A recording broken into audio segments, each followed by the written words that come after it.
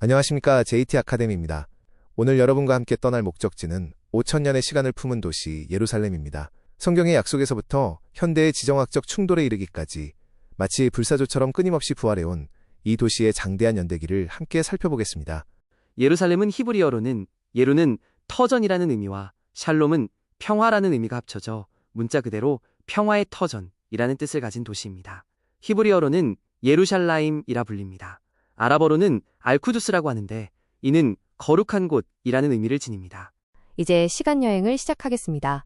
이 시기는 대략 기원전 2000년부터 기원전 1004년까지를 살펴보겠습니다. 이 도시의 신비로운 시작과 헌신적인 이야기들은 다음과 같습니다. 창세기 14장에 기록된 대로 아브라함이 만난 살렘 왕 멜기세덱으로부터 예루살렘은 영적인 기원을 갖게 되며 평화, 즉 샬롬의 도시로서의 의미를 부여받습니다. 또한 창세기 22장의 아브라함의 헌신, 즉 모리아산에서의 이삭 번제는 훗날 성전이 세워질 장소에 대한 예언적 사건으로 기억됩니다. 이어서 기원전 1004년 다윗 왕은 난공불락의 요새였던 여부스 족속의 성을 점령하며 이스라엘 통일 왕국의 수도로 삼았습니다. 이러므로 예루살렘의 새로운 역사가 시작됩니다. 그는 이곳을 북쪽 지파와 남쪽 지파를 아우르는 정치적 중심지로 삼고 언약궤를 가져와 이곳이 하나님이 선택하신 처소이자 이스라엘 신앙의 중심지로 선포함으로써 예루살렘의 시대를 열었습니다. 다음으로 기원전 950년에 솔로몬 왕은 성전을 건축하고 이를 하나님의 이름이 거하시는 곳이라 선포했습니다. 이 성전은 단순한 건물을 넘어 이스라엘 신앙의 심장이자 국가적 정체성의 핵심이 되었습니다. 또한 이 시기에 다윗성 북쪽으로 성역이 확장되면서 오늘날 우리가 아는 성전산, 즉 템플마운트의 윤곽이 형성되기 시작했습니다. 이 성전은 하나님의 임재를 상징하는 거룩한 장소로서 이스라엘 역사상 가장 영광스러운 시대를 대표합니다. 하지만 영광의 시대는 영원하지 않았습니다. 첫 번째는 경고입니다. 예레미야 선지자는 이 성이 마치 실로처럼 될 것이라며 성전이라는 건물 자체가 안전을 보장하지 않는다는 준엄한 경고의 메시지를 전했습니다. 그리고 결국 기원전 586년 느부갓네살 왕에 의해 예루살렘은 철저히 파괴됩니다. 솔로몬 성전은 소실되고 엘리트 계층은 바벨론으로 포로 압송되는 비극을 겪습니다. 그러나 역사는 여기서 끝나지 않습니다. 기원전 538년 고레스 칙령에 따라 유대인들이 귀환하고 기원전 515년에는 수룹바벨 성전, 즉 제2성전이 재건됩니다.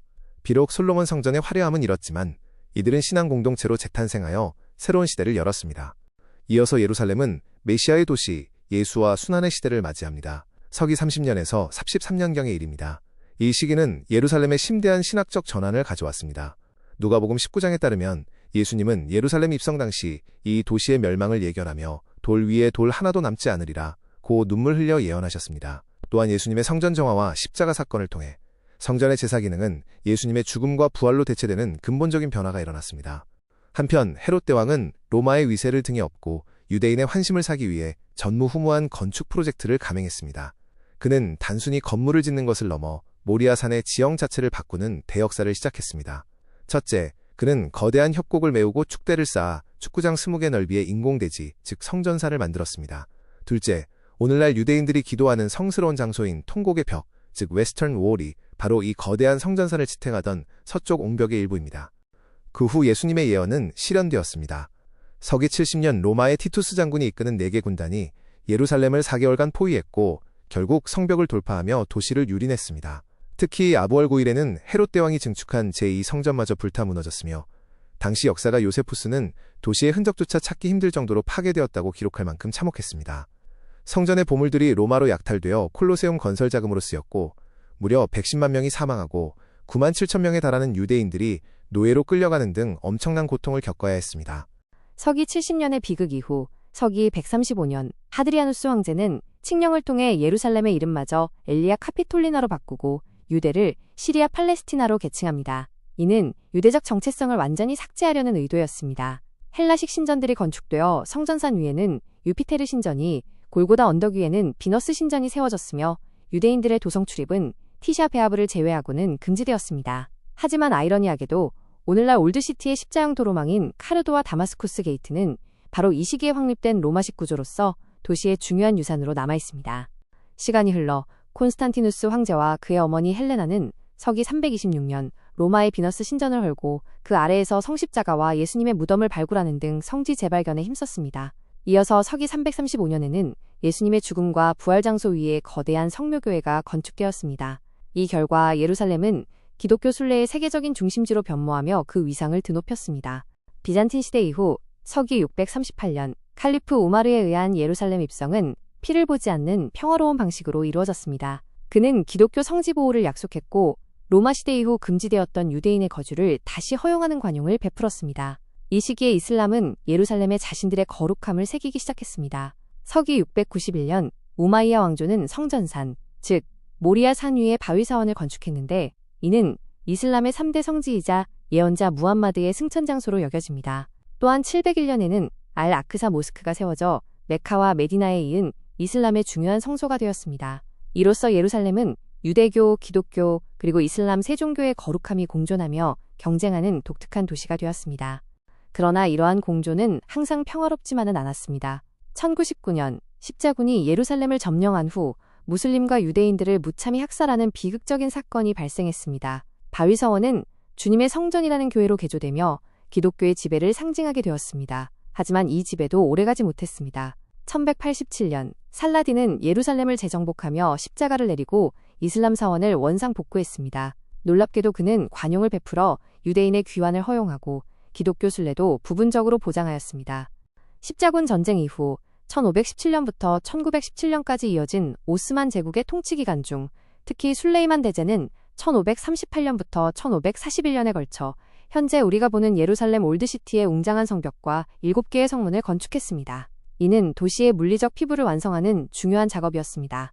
또한 오스만 제국은 밀레트 시스템을 통해 통치했는데 이는 종교 공동체, 유대교, 기독교, 이슬람별로 자치권을 부여하는 방식이었습니다. 이 시스템은 오늘날 성지관리의 복잡한 현상 유지, 즉 스테이투스코어 원칙의 기원이 되었으며 이는 예루살렘의 다층적인 종교적 특성을 잘 보여줍니다. 20세기로 들어서면서 1917년 오스만 통치가 종식되고 영국 위임 통치가 시작되면서 새로운 시대가 열렸습니다. 1917년 영국 알렌비 장군은 거룩한 도시에 대한 존경의 표시로 말에서 내려 걸어서 입성했습니다. 그러나 1948년 이스라엘 건국과 함께 도시를 분단시켰고 철조망과 콘크리트 벽에 갇히는 아픔을 겪었습니다. 도시는 물리적으로 나뉘어 긴장 속에 놓였습니다. 하지만 1967년 6.1 전쟁을 통해 예루살렘은 재통일되었고 통곡의 벽 앞에 넓은 광장이 조성되는 등 물리적인 변화뿐만 아니라 상징적인 의미에서도 중요한 전환점을 맞이했습니다. 현대 예루살렘은 여전히 지정학적 이슈와 종교적 긴장이라는 두 가지 큰 도전의 한가운데에 있습니다. 지정학적 이슈로는 2017년에 미국 대사관 이전이 있습니다. 이는 수십 년간의 국제적 합의를 깬 외교적 전환점으로 평가됩니다. 또한 2020년부터 2025년까지 이어진 아브라함 협정과 가자 전쟁은 평화 협정과 무력 충돌 사이에서 예루살렘이 여전히 가장 민감한 화약고임을 보여주고 있습니다. 종교적 긴장도 고조되고 있습니다. 오늘날 예루살렘의 1제곱킬로미터 남짓한 올드시티 안에는 무슬림, 기독교, 아르메니아, 그리고 유대인 구역이 서로 어깨를 맞대고 있습니다. 로마가 남긴 통곡의 벽에서 유대인이 기도하고 비잔틴 시대에 세워진 교회에서 기독교인이 예배하며 우마이야 왕조의 바위돔 아래에서 무슬림이 엎드려 기도하는 모습은 이 도시의 특별한 공존 방식을 보여줍니다. 예루살렘은 끊임없이 파괴되었지만 신앙을 통해 매번 다시 태어났습니다. 그러나 평화의 도시라는 이름은 아직 완성되지 않은 상태입니다. 우리는 예루살렘의 5,000년 가까이 되는 역사를 살펴보며 이 도시가 얼마나 특별한 곳인지 다시 한번 깨닫게 됩니다. 예루살렘은 고대 다윗의 시대, 로마의 도로, 비잔틴의 교회, 오스만의 성벽이 어우러져 공존하는 살아있는 박물관입니다. 수많은 이들이 이 도시를 정복하려 했고 어떤 이들은 그 흔적마저 지우려 했지만 예루살렘은 잿더미 속에서 불사조처럼 끊임없이 되살아났습니다. 이 도시는 역사의 모든 슬픔과 기쁨이 모이는 곳이며 과거와 현재 그리고 미래가 교차하는 영원한 도시로 남아있을 것입니다. 감사합니다. 오늘 예루살렘에 대한 성경 지리를 시청해주셔서 감사합니다. 다음 영상도 기대해주시고 구독과 좋아요, 알림 설정도 부탁드립니다.